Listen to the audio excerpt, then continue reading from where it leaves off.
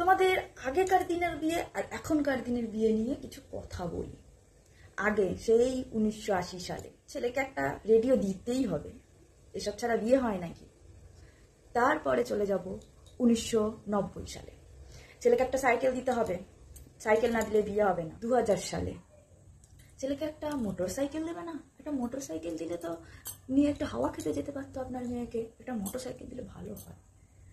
তারপরে চলে যাব 2010 সালে, আমাদের কিছু চাহিদা নেই, তবে যা দেবেন খাট, আলমারি, ড্রেসিং টেবিল, গয়না গাটি আপনার মেয়েরই তো থাকবে, আপনাদের মেয়েই তো ব্যবহার করবে। তারপর চলে যাব 2024 সালে, একটা বয়ফ্রেন্ড ছাড়া মেয়ে দেখে দিতে পারবে। তারপরে এখন 2025 সালে, আমাদের একটা মেয়ে হলেই হবে।